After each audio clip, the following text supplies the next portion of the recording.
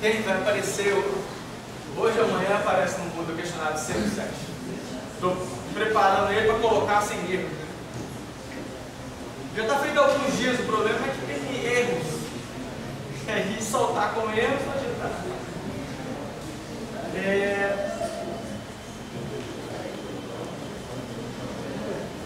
Bem, ok, pra gente, a última coisa que eu vou falar, e é o último tópico desse capítulo, é um conceito bem interessante que vai ser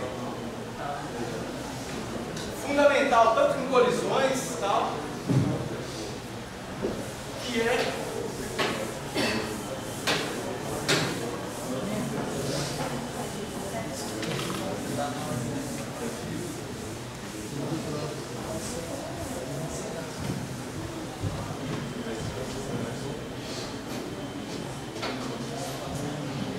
o conceito de centro de massa.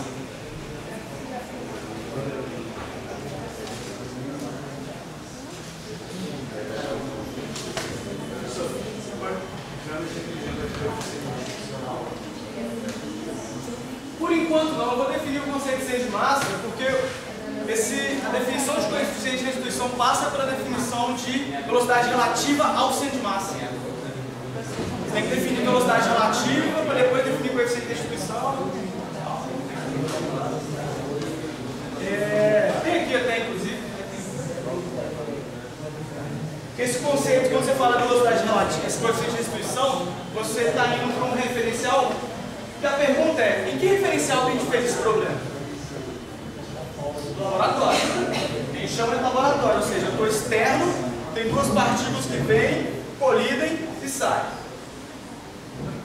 Esse não necessariamente é o melhor referencial para fazer esse problema.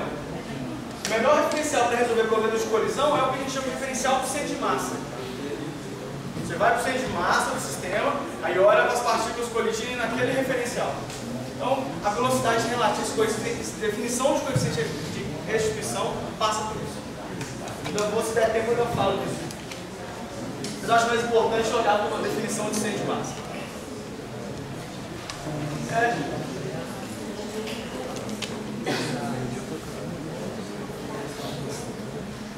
Bem, imagina que eu tenho um sistema de coordenadas aqui, y e x.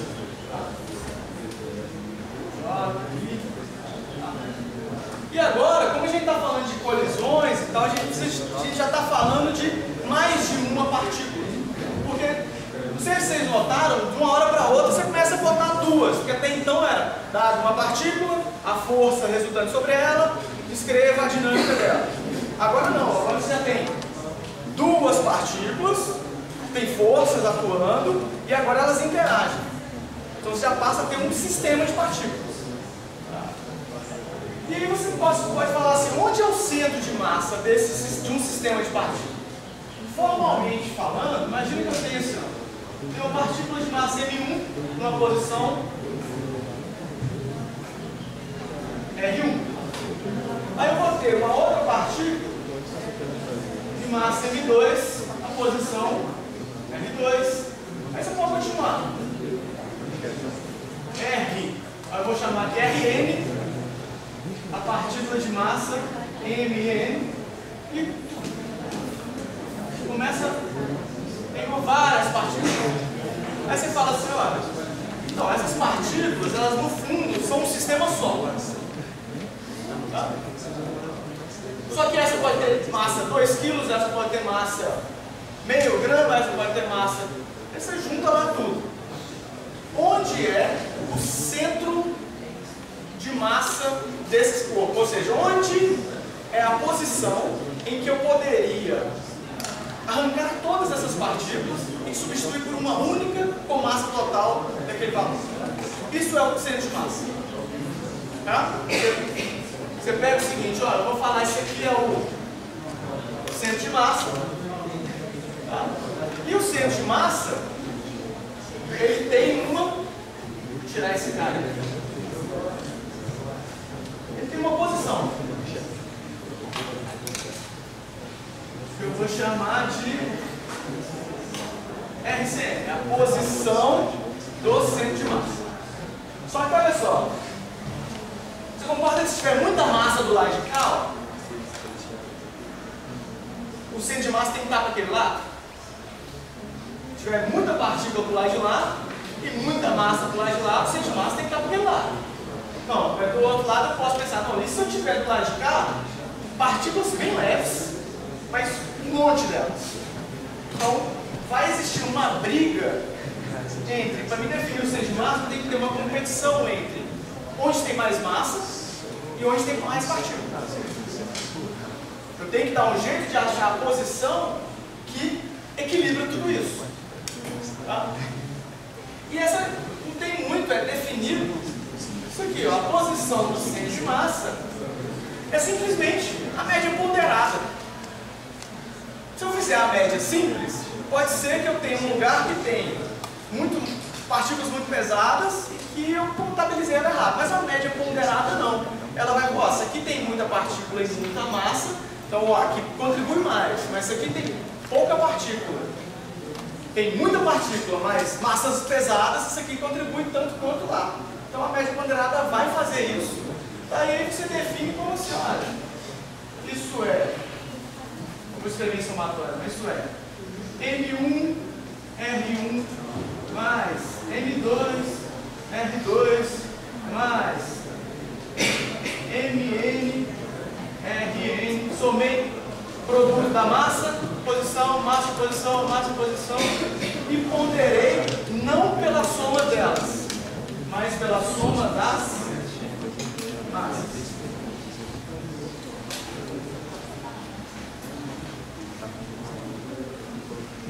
Se fosse média simples, no fundo, imagina o seguinte, eu tenho um conjunto de partículas todos com a mesma massa.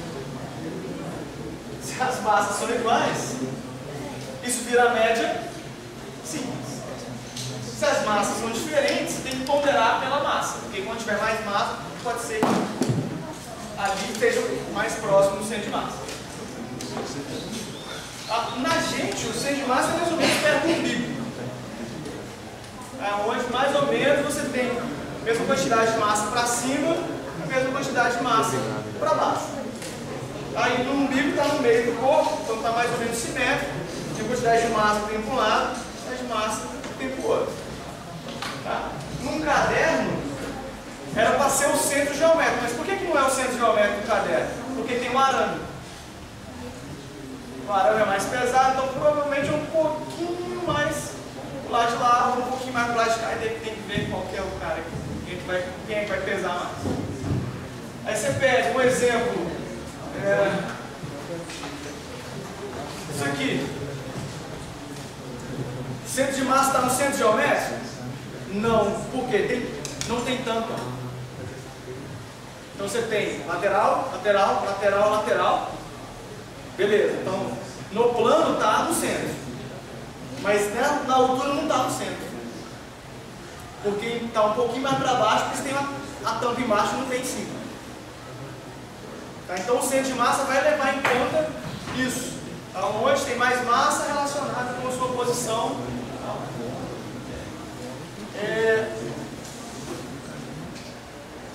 Então isso aqui acaba escrevendo assim, de uma maneira compacta.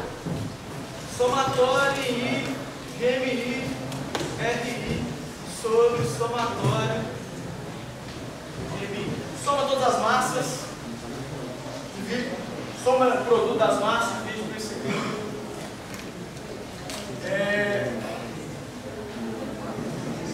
Aí, olha só. Olha que interessante.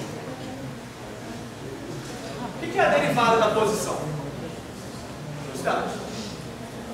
Se isso é um conjunto de partículas que pode estar sujeito a forças, todas as partículas podem se mover.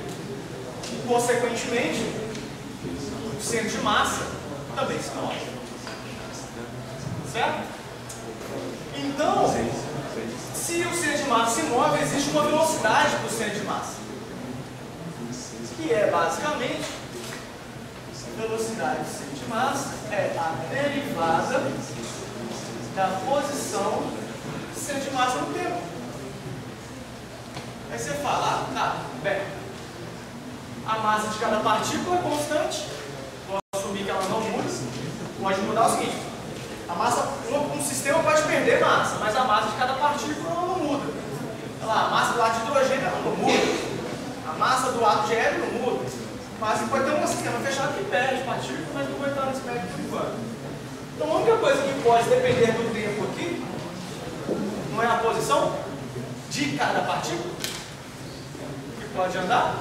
Então isso vira a derivada, vou escrever assim, 1 sobre o somatório em I de MI, o somatório em I, MI, derivada do RI dt. O que é a derivada do RI dt? É a velocidade.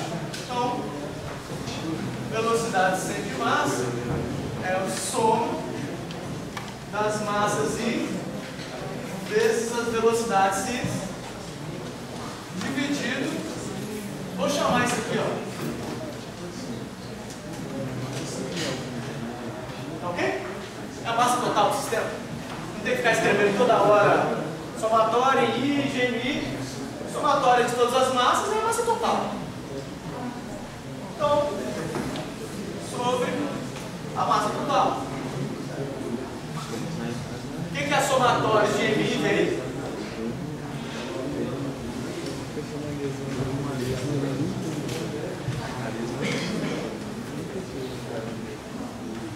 Somatório de todos os momentos. E o somatório de todos os momentos é basicamente o momento total dividido pela massa total, e você chega, olha, o momento total do sistema é a massa total vezes a velocidade do centro de massa. Então o que é conservado? O momento total. Uma colisão é conservado o momento total.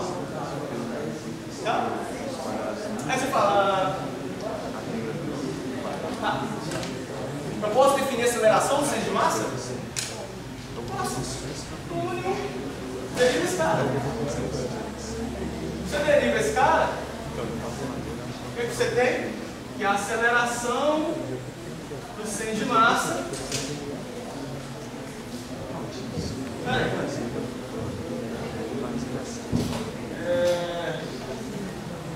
Aceleração do centro de massa é a derivada disso.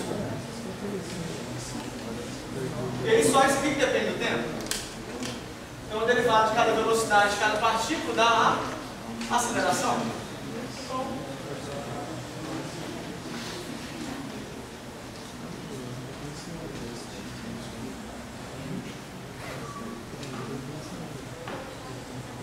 ok? Massa vezes a aceleração de cada partícula vai. Isso aqui é a força resultante. Isso aqui não é a força resultante em cada partícula? Não é? Então, a somatória de todas as forças resultantes, isso aqui é a força resultante no sistema dividido pela massa total do sistema.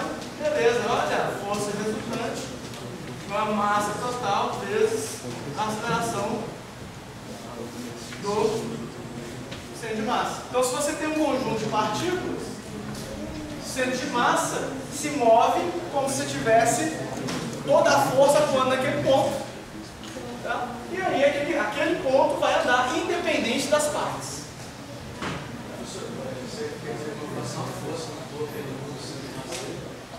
Exatamente. Quando você está fazendo, porque com toda a descrição, interessante disso, toda a descrição que a gente fez até então era partícula pontual que tinha uma massa que andava. A diferença agora, o que eu estou falando é, olha, esse negócio aqui, ó, ele é um monte de massa. Ele é um corpo contínuo, tem massa aqui, massa aqui, massa aqui, massas diferentes em pontos diferentes. Quando você faz uma força nesse cara, o que você desloca é o centro de massa dele. Tá? Quando você pega um balão, por exemplo, e empurra ele, imagina o balão está aqui flutuando, aí você empurra ele, mas empurra ele deformando. Você deforma ele mas o centro de massa dele anda, mesmo com a deformação acontecendo. Ou seja, o que quer dizer deformação? Partículas que compõem aquele balão andaram de maneiras diferentes, mas o centro de massa como um todo se deslocou.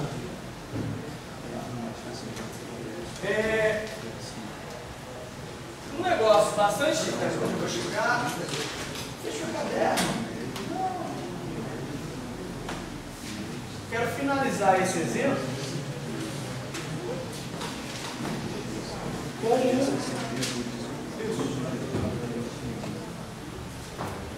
dois exemplos bem... finalizar isso aqui com dois exemplos bem interessantes.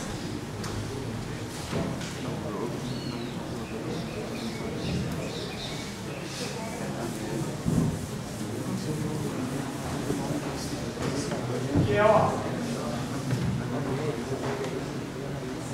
exemplo 1. Imagina que você tem um objeto